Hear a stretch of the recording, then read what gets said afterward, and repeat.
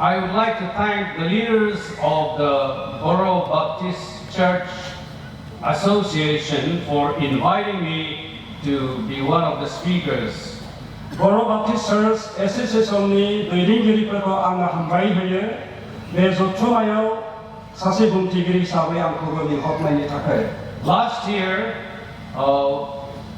Mr. Elas Basumatari and Dr. Arjun Basumatari and Rokan Matahari came to our church. 심은 जोंनि 에로스 Basumatary, Reverend Dr. Arjun Basumatari आरो Rokan Matahari मोना मिजोराम जोंनि जायगायाव थांदोंमोन. Because our church was hosting India Missions Association International Meeting. मानोना जोंनि मण्डली गिर्जाया International Associationनि मोनसे बे प्रग्रामखौ जोंनि गिर्जायावहाय खुंनाय जादोंमोन. We met there. जोङो बे जायगायावनो लोगो मोनलायबाय. And they sounded that they might think of inviting me to be one of the speakers. आरो बे समावनो बिथांमोना बे जथुम्मायाव सासे बुंथिगिरि हिसाबै आलासि लिंहरनाय जादों. Then when I got the letter from Brother Inash, I was full of joy. जेब्ला आङो ब्रादार इनसनिफ्राय गांसे हांख्रायनाय लाइजामखौ मोनो आं एकदमबारे खुसिजों बुंफबदों. So I concluded that Brother Inash is not just a man of word, but a man of deeds. आङो बेजोंनो फोजोबनो हास्थायदों ब्रादार इनसआ बे खामानि मावग्रा बेबायदिल' नङा बे एकदमबारे सासे मावसोग्रा मोनसे. And since we got the invitation, I would like to inform you that so many people are praying for this conference. आरो आंखौ बेबायदि लिंहरनायनि गेजेरजों आरो बे जथुम्मानि थाखाय गोबां मानसिफ्रा प्रार्थनायाव गोसोखांदों आरो प्रार्थना खालामगासिनो दं. Our church is praying for this conference. जोंनि मण्डलीयाबो बे कनफारेन्सनि थाखाय आरज खालामगासिनो दं. There is a group of people who pray every morning, early morning in the church, and they pray for us. जोंनि गिर्जायाव मोनसे हानजा दङ जायहा सानफ्रोमबो फुङावहाय प्रार्थना खालायो आरो बे प्रार्थना खालामग्रा हानजाया बे कनफारेन्सनि थाखाय आरज खालामगासिनो दं. And we have pensioners fellowship, and that fellowship is also praying for us. आरो जोंहा बेबादिनो रिटायार जानाय बिदि पेन्सन मोननाय बिदि फेल'शिप दङ. बे फेल'शिपनि माखासे पास्टरफ्राबो बे कनफारेन्सनि थाखाय प्रार्थना खालामो. There are so many other praying groups where my wife and I are members, and they are praying for us. गोबां बेबादि दोलोफोर दङ जायफ्रा प्रार्थनायाव मदद होयो आरो बिथांमोनजों जों प्रार्थनायावहाय मदद So होयो. many prayers are going upward to God for the success of this conference. बेबायदिनो गोबां हानजाफोरनि प्रार्थना खालामनायजों आरो खालामबाय थानायजों बे कनफारेन्सआ जों जाफुङो. I would like to request all the members of the BBCA here and around this town to come and enjoy the fellowship together here in this conference. आङो खावलायनो लुबैदों बर' बाप्टिस्ट चार्च एसोसिएशननि गासैखौबो बयबो फैनानै बे कनफारेन्सआव बाहागो लाफैजानो लुबैदों आरो लाफैनानै लोगोसे रंजानो थाखाय. And this afternoon I feel especially encouraged by the presence of public leaders. आरो बे सानजौफुआव आङो थुलुंगानाय मोनदों जायफ्रा समाजनि दैदेनगिरिफोर हाबा मावनानै दङ जायफ्रा दिनै बे जथुम्मायाव फैनो हाबाय. Public leaders are servants of God. They do God's work. समाजनि खामानि मावग्रा समाज सेवकफ्राबो इसोरजोंनो फसंजानायफोर. In Paul's letter to the Romans chapter 13, we find that rulers and those who are in authority are serving the Lord. पौलनि लिरहरनाय रमारिनि लाइजामाव 13 बालामाव जों मोननो हायो बेबादि हादोर बेंगिरिफोरखौ इसोरानो गठन खालायो. So I'd like to remind them today, those who are present here with us, that they are serving the Lord. They are serving the Lord through service to the people. आङो बेनिखायनो गोसोखांहोनो लुबैदों जायफ्रा समाजनि खरनि हिसाबै दैदेनगिरि जानानै बे जथुम्मायाव फैबाय नोंथांमोना समाजनि रायतफोरखौ सेवा खालामदों बेयो जाहैबाय इसोरनि होनाय बे खामानि अर्थात दायित्व लानानै नोंथांमोना इसोरनि गौरबनि थाखायनो बा समाजखौ सेवा खालामगासिनो दं We are very fortunate to be in the nation of India.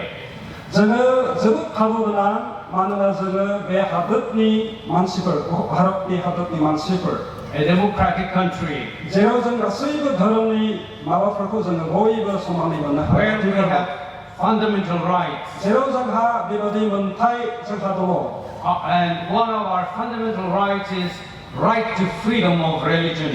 मोनसे जोंनि मोनथाया जाहैबाय जोङो जिखिजाया धोरोम गोसोबादि बासिनानै लानो हायो Our Article 25 of our Indian Constitution says जोंनि भारतनि आर्टिकल 25 आव जों बेबादि मोननो हायो बेबादि बुंनाय दङ any citizen of India can profess, propagate, and follow any religion of his choice.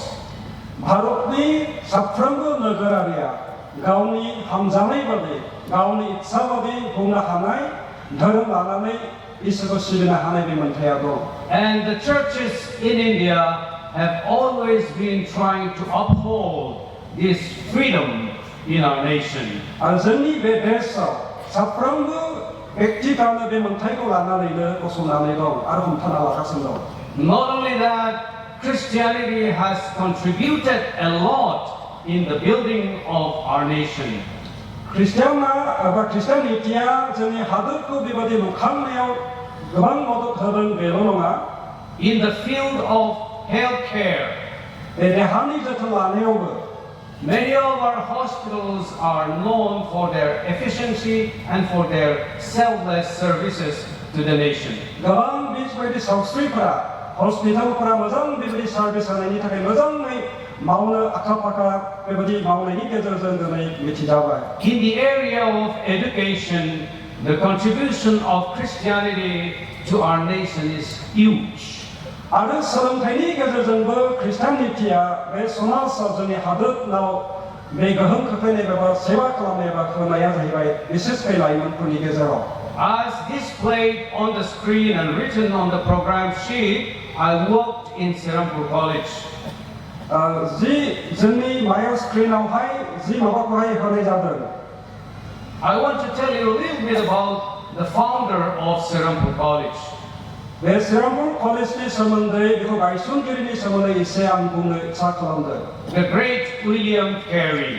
Gericke William केरिया William Carey, Joshua Morrisman, and William Ward, this Serampur trio, were sent out as missionaries by the British Baptist Missionary Society. William केरि आरो बे साथाम व्यक्तिफ्रा बिसोरो Baptist Missionary Society जों दैथायहरजानायफोरमोन And then when William Carey came to India, जेब्ला William केरिया भारताव फैयो the East India Company did not allow him to preach the good news of Jesus. East India कम्पानिया गाहाम रादाब फोसावनायखौ बाधा खालामनानै होदोंमोन Then he went to Serampur, which was Danish colony, the colony of Denmark. बेनिफ्राय बियो कलकातायाव थांदों डेनिस बे मोनसे कलनियाव where the Danish governor gave him the freedom to start his mission. जेराव डेनिस गभर्नमेन्टआ बिथांनो बे गभर्नरा बिथांनोहाय फोसावनो थाखाय अनुमति होदोंमोन You know, some British people thought that Indians could not be educated. माखासे बेबादि ब्रिटिशफ्रा सानदोंमोन भारतनि मानसिफ्रा बिसोरो लेखा रोंनाय नङा There was another group of Britishers who thought Indians should not be educated. माखासे ब्रिटिशफ्रा सानदोंमोन भारतनि मानसिफ्रा लेखा गोरों जानो नाङा But William Carey said, नाथाय उइलियाम केरिया बुंदोंमोन Indians could be educated and should be educated. भारतनि मानसिफ्रा सोलोंथाइ लानांगोन आरो लेखा गोरों जानांगौ So he published Bengali grammar, बेनिखायनो बे बेंगलि ग्रामार बे दिहुनजेनबाय which became the first ever published book in Bengali language. जायहा बेंगली भाषायाव सिगां आरो अरायबोनि थाखाय बेखौ दिहुनजानाय जाबाय And then he and his team translated the Bible into more than 30 languages. आरो बे विलियम केरियानो बाइबेलखौ 30थानिबो बांसिन गुबुन रावाव बे दानस्लायदोंमोन He learned most of the major Indian languages. बिथाङा भारतनि बांसिन गोनां रावफोरखौ बे सोलोंदोंमोन And he started newspapers. आरो बिथाङा बेबादि खौरां बिलाइखौबो आरम्भ खालामदोंमोन One was called the Statesman, Friend of India. मोनसेया जाहैबाय भारतखौ मोजां मोननाय Friend of India. भारतनि लोगो So the Friend of India later became the Statesman. बे भारतनि जि लोगो बे निउज लेटारा उनावहाय The new name is Statesman. आरो बिनि गोदान नामा स्टेट्समेन जादों Those of you who read the Statesman, Indian English newspaper, at the editorial column, directly it descended and incorporated to Friend of India, is still printed there. जायफ्रा इंराजि बे news लेटारखौ फरायगोन बे गोजौनि मोनसे कलमाव बेबादि लिरनाय दङ जेखौहाय Directly descended and incorporated to Friend of India. Friend of इन्डियानिफ्राय एकदम थोंजोङैहाय बेखौहाय बानायनाय जाबाय होननानै बेबायदि मेनसन खालामो So through newspapers and many of the speeches that they used to make, they campaigned against the social evil practices like sati. आरो बे निउज पेपारनि गेजेरजों बिथांमोना मिथिहोदोंमोन माखासे गाज्रि हुदा मावनाय खामानिफोरखौ होबथानाय बेफोरनि गेजेराव सति मोनसे During the time of William Bentinck, then William Bentinck prohibited burning of widows in the funeral pyre of their dead husbands. William बेन्टिंनि समायाव बिसाय थैयोब्ला हिनजावा अरनाव बेबायदि सावथार जाफानाय अरनाव बारसोमनानै थैफानांनाय बे नियमखौ बोखारनाय जादों Because of the sustained campaign organized by William Carey and Rajaram Mohan Roy together. William Carey आरो राजाराम मोहन राय मोननि सानैजों लोगो नांनानै बे बिषयाव बिथांमोना खामानि मावनायनि थाखाय बेखौ होबथानो हादों He did translation of the Bible into Indian languages, and not only that, he got the Ramayana translated into English. Besides translating the Bible into Indian languages, बाइबेलखौहाय भारतनि गुबुन भाषायाव दानस्लायनायनि अनगायैबो he also translated the Ramayana, the Hindu Bible, into English. Ramayana बे धर्मनि बिजाबखौ बियो इंलिशआवहाय दानस्लायनाय जादोंमोन So that the English people could read what Indian religion and culture is about.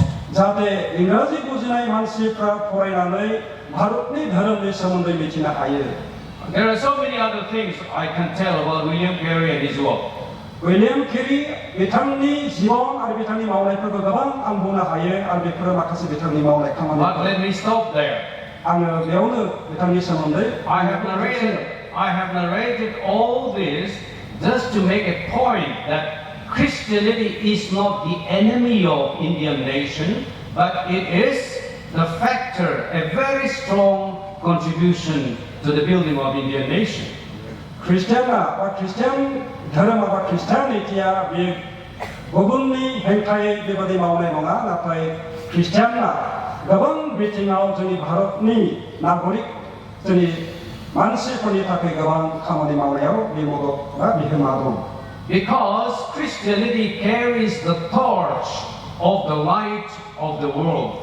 मानोना ख्रिस्टियानिटिया मोनसे टर्च लाइटखौहाय दैनानै लानाय बादि बे स्रांखौ बुहुमाव जोंहोनाय बादि In the book of Matthew, chapter 5, माथाइनि 5 बालाग verse 16. आव सल'फोरनाव Let us read that. Please read. 마타이니 바발라 지로시리 बेबादिनो नोंसोर मानसिफोरनि सिगाङाव स्रां जा मानसिफ्रा नोंसोरनि गाहाम मावनायफोरखौ नुनानै सोरगोआव थानाय नोंसोरनि बिफाखौ बाख्नायनाय बादि Let your light shine. नोंनि स्रांखौ जोंहो. If we read the two verses just before that, बेनि सिगांनि मोननै सिरिफोरखौ जों फरायोब्ला in verse 14, 14 सिरियाव Jesus said to his disciples, his followers, जिसुआ गावनि सोलोंसाफोरखौ बेबादि बुंदोंमोन, you are the light of the world. नोंनो संसारनि स्रां. A city on a hill cannot be hidden. मोनसे नोगोर हाजो सायाव लुजानाया होखोमा जानाय नङा. Neither do people light a lamp and put it under a bowl. नङाब्ला मानसिफ्रा लेम्पखौ सावनानै बे बाथिखौ सावनानै दम सिङाव दोननाय नङा.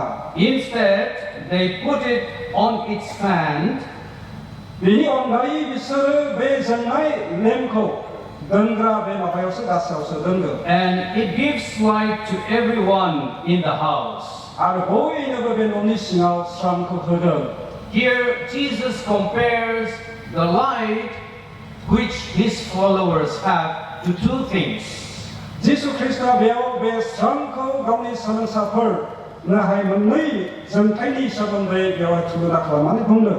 He compares the light that the followers of Jesus carry to a city on a hilltop. बेयाव रुजुनानै बुंनाय बाथ्राया बेनो, जिसुआ गावनि सेलाफोरखौ बुंदों, मोनसे नोगोर, जे नोगोरखौ हाजो सायावहाय लुनाय जादों. I don't know if you people understand what it means to have a city on the hilltop. आं नोंथांमोना बुजिगोन ना बुजिया आं मिथिनो हाया. मोनसे नोगोर, जि सहर बेखौ हाजो सायाव लुनाय होननानै बुंनायनि बिसयखौ. Because you live in a plain area. मानोना नोंथांमोना बे समान जायगायावहायनो खामिनानै दङ. Your roads are very good. नोंथांमोननि लामाफ्रा मोजां. Your paddy fields are very good. नोंथांमोननि बे माइ दुब्लिफ्रा मोजां. Things are very easy here. गासैबो खामानिफ्रा सहजैनो मावजायो बेयावहाय. Going on the road is very comfortable. लामाजों थांनायावहाय एकदमबारे मोजाङैनो थांनो हायो. But there is one disadvantage. नाथाय मोनसे गाज्रिया बेनो, You cannot see other villages and towns in the distance. नोंथांमोना बेबादि गुबुन नोगोरफ्राव बेबादि जों नुहैया. Yesterday, as we came from Guwahati to Tukrajar, मैयाहाय जोङो गुवाहाटीनिफ्राय टुक्राझाराव जेब्ला फैयो, Rokon and Dansarang brought us here. रखन आरो दानस्रां मोना जोंखौ बेसिम लाबोदों. And when we came to the nearby town, जेब्ला जोङो टाउन खाथियाव सफैयो, he quickly mentioned that, Mr. Enos Basumatari's house is somewhere out there. लामायाव जोङो दिन्थिबोदों मिस्टार एनस बसुमतारीनि न'आ बे लामा खाथियावनो होननानै. I was trying to see it. I looked this and that, but I could not see it. आङो नायनो थाखाय सेस्था खालामदोंमोन, नाथाय आं नुनो मोनाखिसै. So in the plain areas, we could see only the buildings on the roadside, on the very near side of the road. समान जायगायाव जों लामाजों हान्थिब्लाबो लामानिफ्राय गिदिर गिदिर बिल्डिंफोरखौल' नुयो. But in the city Aizawl, where I come from, नाथाय जि जायगानिफ्राय आं फैदों, Aizawl मिजोरामनिफ्राय, you can see so many villages and towns from afar. गोजाननिफ्रायनो गुबुन गुबुन गामिफोरखौ बेबादि सोहोरफोरखौ जों नुनो हायो. Because the houses are built on the top of the hills and on the sides of the hills. मानोना न'फोरखौ बे हाजो सायाव लुजानाय जादों, हाजोनि साइडफ्रावहाय बे गासैबो न'फोरखौ लुनायखाय. If you stand in the balcony of one house on the side of the hill, you can see many villages around. जुदि नोंथाङा मोनसे न'नि बे गोजौनि बेलकनियाव थानानै नाहरनोब्ला मोनसे साइडजों गोबां गामिफोरखौ नोंथाङा नुहरनो हागोन. From the balcony of our home, we can see almost 10 villages in the far distant hilltops. जोंनि न'निफ्राय बेलकनियाव गाखोनानै नायहरनोब्ला गोजाननिफ्राय जोङो 10थासो गामिखौ नुहरनो हायो. And in some places we can see as many as 10 or 14 church buildings from just the balcony of one house. 아르마카스 자이가프로 저는 공시 벨코니 노아와이 가크나 나이르마는 I think you can picture. 스위르타스 기르자노 퍼코전 오나 하예. I think you can visually picture, imaginatively picture that kind of city. 당모나 베바디는 당모니 그서 베바디 산나네 나이들 베바바디 너걸 산하고. If you go to the eastern side of Iswranw in the night, 저기 만나 빌리오 아이존니 저기 산잡하거든 당거마. all the street lights and all the lights of the houses are on, and it gives a very, very beautiful view. 라마니 라이퍼 노니 라이퍼 가시고 전라이 카비동 소마이나 빌딩 위에. You don't have the chance to see like that here. 타마나 베베디 노는 타게 배워할 수비다기야. Jesus says 지소분들 his followers are like that kind of city.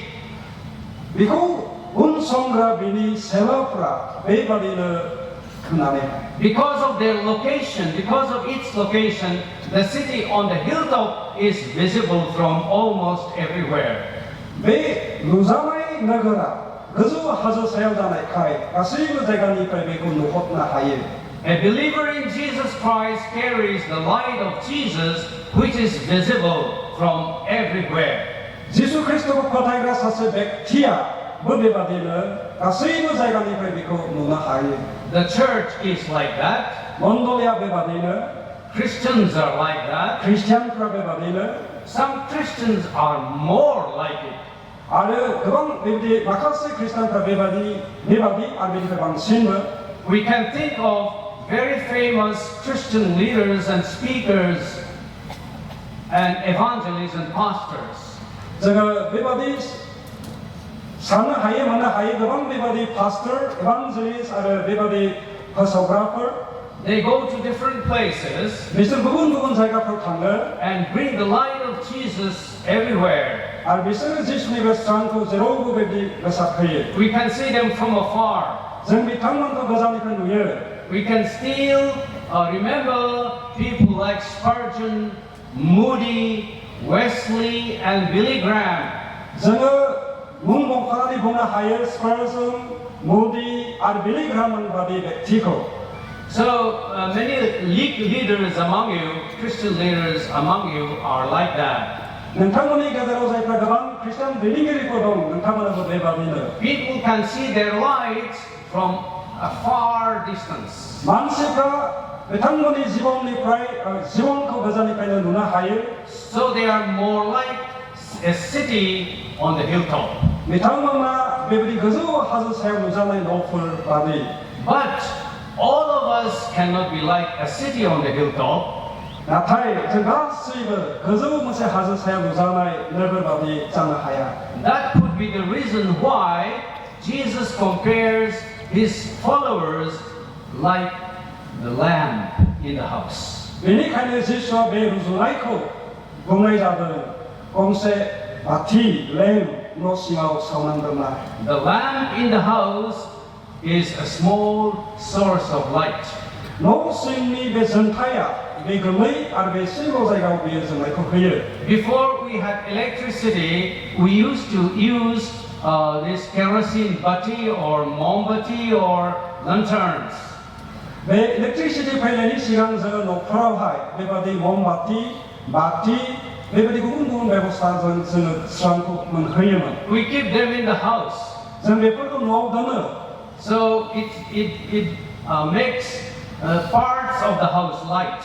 베여전이 노니만세 스랑 하나이만세 바하그 But there are still some dark corners. 어블라드 마카스 자이가 버전 검시 자이가 다 타이어 We have to bring the light nearer so that it may be lighted. 메니카니 베 스랑코 베 검시 자이가 전 남는 가서 베 스랑아 작은 Some of us may be made to be like that. 정리 설바야 베바비버자나 하고 We may not be able to shine in the wider world, 메이 무마우 저는 스랑코 전 하나 하야크 but we have to let our light shine in our respective homes and in our respective community and everywhere we are in the world, in the small area. 나타이 저는 정리 노하우 जोंनि समाजाव आरो गुबुन जायगायाव बे जोंथायखौ जों होनो नांगौ। Where does the light come from? बे स्राङा अबेनिफ्राय फैयो? In the Bible, we see light mentioned first in Genesis chapter 1, verse 3. बाइबेलाव जोङो जागायजेननायनि 1:3 बे स्रांनि सोमोन्दै गिबि बार मोननो हायो। In verses 1 and 2 of Genesis, the Bible says, जागायजेननायनि 1:1-2 सिरियाव बेबादि बुंनाय दङ। God created heavens and earth, but the earth was without form and void, and darkness was over the face of the deep.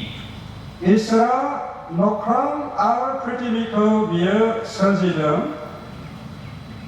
जागायजेननायाव इसोरा नख्रां आरो बुहुमखौ सोरजिदों। बुहुमा महर गैयै आरो सुनसानमोन आरो दै गोथौनि सायाव खोमसि दंमोन आरो इसोरनि जिउआ दैनि सायाव गजबदोंमोन। God created heavens and earth. इसोरा सोरगो आरो बुहुमखौ सोरजिदों। But the earth was without form. नाथाय बुहुमा जेबो बेबादि महर गैयामोन।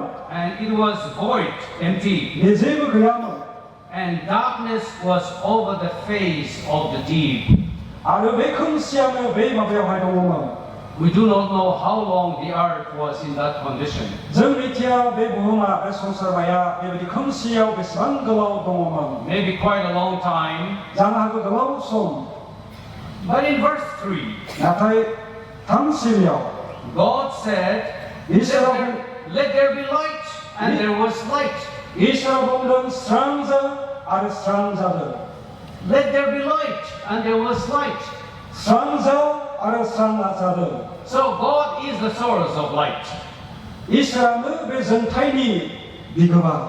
Mark you here that there was no sun, there was no moon, there were no stars yet. बै समाव बेबादि सान अखाफोर हाथरखिफोर गैयामोन अब्लाबो। So that means the sun is not the source of light. बे साना बे जोंनायनि बे गुबै मोनसे सोर्स बे नङा। Neither the moon and the stars. अखाफोर आरो हाथरखियाबो नङा। They are not the source of light. बे गासैबो बेबादि जोंथायनि बे गुबै मोनसे। God said that there be light, and light was there before all these were created. बे गासैखौबो सोरजिनायनि सिगांनो इसोरा बुंदों स्रां जा आरो स्रांआ जादों। So today let us be reminded that the source of light is not just the created world, but God Himself. दा बेनिखायनो जों दिनै गोसोखांनि आरो साननानै नायनि बे जोंथाया बे गासैबो सोर्सआ इसोरानो होननानै। In the first letter of John, chapter 1, verse 5, the Bible says, God is light. जौनि बालामाव इसोरा बेबायदि बुंदों God is light. इसोरा स्रां And in Him is no darkness at all. बिनियाव आरो जेबो खोमसि गैया। And in the letter of James, chapter 1, verse 17, आरो जाकबनि 1:17 सिरियाव James says, God is the Father of lights. इसोरानो स्रांनि बिफा। And in 1 Timothy chapter 6, verse 16, 1 तिमोथेनि 2:10 सिरियाव Paul says, पौला बुंदों God dwells in an unapproachable light.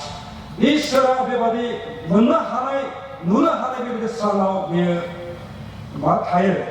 The light of God was revealed from time to time in different forms. इसोरनि बे जोंथाय बे स्राङा गुबुन समाव गुबुन रोखोमै नुजाहोजानाय जादों।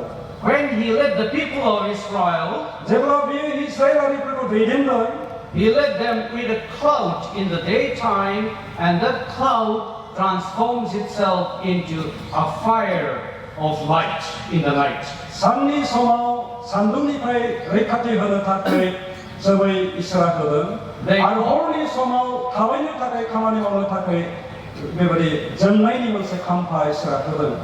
That was called Shekinah, बेखौ सेकेना होननानै बुंनाय जायो। which means the presence of the glory of God. जाया जोंनो मिथिहोयोबा बे ओंथिया बेनो 이스라엘 apostasy The glory of God was present among his people in the forms of cloud and light. 이스라엘 모히마 아르비탈 이스라엘 모히마 아르 이스라엘 apostasia memang si present dalam mereka miti helai. And the same cloud appeared on the mount of Jesus' transfiguration. 아르베키 스랑라 지수와 제가 모을 살아있는 매 하즈오브 이거 누르는 That is recorded in Matthew chapter 17 verse 5. 내가 마타이니 지시 바랍니 마시령 만나하여 Remember, God dwells in an unapproachable light. 이스라 베바디 만시 만나하나 베바디 like now 베바디 하야 Which means in our sinful state, we can never come to God because His light is too bright for us men and women of sins. 정 만시야 파피 아르베 팝근한 만시야 메이스를 베스랑니 카티아오 저는 그냥 하야 But there is a very comforting thing 나타이 병원시 어장 전이 타게 파타이나야 that the unapproachable light where God lives came to the world. 지상 메이스랑나오 정 만시야 탄나하야 메전 주가족 칼라나하야 메이버디 스랑나는 무엄마 만시정 카미를 타게 In the form of His Son as a human being. 이스라엘 비사 히사브의 만시정 카미 파는 타게 비에프리바 Making the unapproachable light approachable and accessible to all of us. 제거저 미리 카티어 탄나 하야는 미어정등 페이네니 가져서 정 범리 만시파 미리 카티어 페이너 탄나 하세 That is what John chapter 1 verse 9 says. 미리 카니어 조니 세발라 부시리아 베바디 본들 The true light which enlightens everyone was coming into the world. 지상 자야 정리 가세브 만시포니 타카이 메사가 페이바 Born in Bethlehem, 자야 베틀레헴 없었는 자들 grew in Nazareth, 자야 나자렛 나베든 just like any of us. 능탄는 암바디 The Son of God began to work for God the Father. 이스라엘 비사 자야 정리타게 가만히 와봐 And in the course of his ministry in John chapter 8 verse 12, 아르베지 수리 마음의 가만히 벌어 조니 나인 세디아우스 뭐나 하여 he said to his followers, 나인 발라노 하이즈 베바디 뭐나 비비 가운데 사람 사고 보면 I am the light of the world. 암나 성산의 스트랑 Whoever follows me will not walk in darkness, 자야 암니 유년 걸건 그래서 나 블러드 컨시아 타바이네 오가 but will have the light of life. 자 나타이 비서 하 지원니 배 스트랑 코는 How beautiful. 마스 돈말이 맞습니다 God, the unapproachable light, came in the form of a human being and he became the light of the world. 이슬 지스트랑 베스트라우선 소하이나 하야 미이스라는 만세자만의 전이 심프리바이 아르 정업의 스트랑 포토 And as we read in John chapter 5 verse 16, that light of the world, who Jesus is, says, you are the light of the world. 자오니 바발라 지도 시리아 지수니 보내지 바트라 위베는 능설을 왜 송삼의 스트랑 He identifies himself as the light of the world. 미가오 그는 왜 송산의 스트랑 하나의 스네이티 흐바이 And he identifies his followers also as the light of the world. 아르비어 가운데 사는 사프르고 스네이티 흐바이 왜 송산의 미스를 So 스트랑 하나의 So Jesus gives his identity, his very identity as the light of the world to us, his followers. 지수와 가운데 스네이티고 전너더니 흐바이 전비니 사파사파 살라프를 사베 That's why we can say we carry the light of Jesus Christ. 미니카니즘 지수 그리스도의 베스트랑토 저는 모이버드 팅바이. It is this light of Jesus, not our own light, that we have to reflect to the world around. 미 지수 그리스도의 스트랑 제코전 메이고하마 전전 하나타게 나고 미저미노가. So this light is making us having radiant faces. 매 지스랑 베스트랑 하베바디 그흐도모 베바디 전 하나타게. Those who bear that light of Jesus are always radiant in their look. 자이포라 비지수니 베스트랑마 도모 제바이브 탐티 메고하이 선타바이타나. In a way, they are beautiful. 미세르 소마이나. The beauty of the world, it's not like the beauty of the world, it's not like the beauty of faces because you use so many cosmetics or you visit beauty parlor so many times. Not like that. 네, 소마이나 칼라모 타베스와 뷰티 팔라 라고 구분 비바디 마바 칼라마니 소마이나 칼라요 비지노나. There is a beauty which the believers in Jesus Christ have. That is the beauty of the Lord Jesus. 지 소마이나의 코다이가 팔하도모 맵 소마이나야 프로지스 크리스토네요. Representing love and grace and joy and peace. 온라인 오누그로호 아르 산티 빙을 증하이. Any person having joy in the heart, it always looks happy and joyful. 자이포니 그소 하이비비 롬자레동 베스고 제발레 쿠시무는. And another thing which symbolizes the light of Jesus is wisdom. 아르부분 만세 지수 산니 벌베리아 베르 기암. We are living in a world where there is so much of information. 지 부모좀 탕만 동벽은 베베디 코랑 펄고전 만나 하나이. There is so much of knowledge. 너만 베베디 기암. But somebody asked, in the midst of all this information explosion and knowledge explosion, where is wisdom? 베베디 선무 칼라마이자르 제로 기암 가스이 그 코랑 펄고 만나 하나이 나타 기암나고 하. There is wisdom apart from the worldly learnings.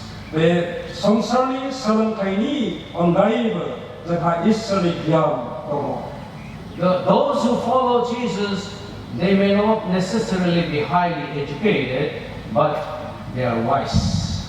자이파 지수 거 거타이나네 미리 포럼나이코 만이난 소리에 미탕마나 레카그는 자자나 하고 나테 미탕마나 기암이 볼. And those who are wise that way, they shine in their lives. 아 자이파 베바디 기암이 볼 미탕마나 외전 타이코 상코 크에 부분은. And another point I'd like to make is that those who bear witness to Christ, let their light shine. 아르 부분 안 부분 착하는 거네 왜 자이파 사키회에 왜 사키회가 왜 상코 전커너타게 나요. We find this in John chapter 5 verses 32 to 35. 저 내가 저언니 바발랍니 담지네니 그 담지 탐시레요 뭐나 하예. And another area is, when the city on the hill and the lamb in the house, if they are just there, they cannot be light. 아르 저 내가 하이고 수나미 비바디 나이나 하예 공세 너걸 하저 사루자나이 공세 바티 노싱어던 자나이 비바디 오블라 저는 하나 하나요나. Like a lamb by itself cannot light. 매상 제 하시미 비즈는 하야. It cannot shine. 매즈는 하야. There has to be a kerosene inside. 매니 싱어하이 케라신 타는 거. So if we have Christ, then we can shine only. 제가 저의 크리스토 타이바스 전전을 하던. And the power that makes us shine with the light of Jesus is the Holy Spirit. 아르베 크리스토의 상코는 흐르다고 이제 그 미에저가 타르즈니. We need to be filled, indwelt by the Holy Spirit. 정가 타르지우선 정 순자는 건 정내어 다 흐는 거. And those who are indwelled by the Holy Spirit shine the light of Jesus. 아르 자이폴리 지바노 베가 타르지와 타바에 बिथांमोना बे संसाराव बे स्रांखौ जोंहोनो हायो। And for my last point, आरो आंनि जोबथानाय जि आयदा point हिसाबै there is one thing we need to remember. जोङो मोनसे बिसय गोसोखांनो नांगौ। The world that we are invited to shine is a crooked and twisted world.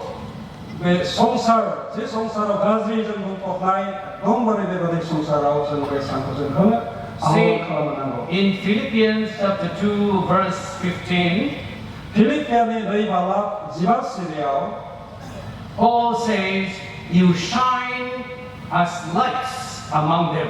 पौलआ बुंदों नोंसोरो स्रां हो बिसोरनि गेजेराव। Let us look at the world where we live today. जों संसाराव नायनि जेराव जों दिनै थांनानै दं। The world where we are called to shine. जि संसारा जोंखौ जोंनो थाखाय आह्वान खालामदों। What does it look like? बे माबादि नुयो? Number one, it is an unfriendly world. सेथिया जाहैबाय लोगो लाज्लायै मोनसे संसार। Unfriendly world. लोगो लाज्लायै मोनसे संसार। It is a world where evil is called good. बेवहाय गाज्रिया मोजां होननानै बुङो। Where injustice is profitable. जेराव बेबादि नंखाय खामानि मावनाया बेवहाय बेनिफिट दङ। Where holy things and holy days are profaned. जेराव गोथार खामानि मोजां खामानिया बेयाव गाज्रि। Where corruption is fortune. जेराव बेबादि करप्शन दं बेयो मोजां। Where males want to be females. जेराव हौवा मानसियानो हिनजाव जानो थाखाय गोसो जानाय। And females want to be males. आइजोफ्रा हौवासा जानो थाखाय गोसो जानाय। It is a world where children think they are wiser than their parents. बेनो संसार जेराव गथ'फ्रा बिमा बिफानिफ्राय जोङो गियानिसिन गोरोंसिन। Social values are destroyed. समाजनि जि मूल्य बेयो गैया जालांबाय। Because almost everyone says, don't interfere in my life. It's my life. I will live it as I like. मानोना दिनैनि दिनाव मानसिया बुङो नों आंखौ दिगदार दाखालाम जेबो दाबुं आंनि जिबन आंनि बादि थांनानै थागोन। I don't know if this is true here in Borderland. आं मिथिया बे बर'लेण्डआव बेबादि दङना गैया। But in Mizoram, imitating the evil practices in the West, young people do not want their parents to control them. नाथाय जोंनि मिजोरामाव गोबां बेबायदि गथ'फ्रा लाइमोनफ्रा दिनै बिमा बिफानि सिङाव थानो थाखाय गोसो गैयै बाहेरा देशनि बेबायदि माबाफोरखौहाय बिथांमोना Even question a little bit about their way of life. आरो बेयो मोनसे सोंलु बिथांमोननि जिउ खांनायनि सायाव। They will tell you, don't interfere in my life. It's my life. I will live it like I want. बे गथ'फ्रा बे लाइमोनफ्रा बेबायदि बुङो नों आंखौ जेबो दिगदार दाहो जेबो दाबुं आंनि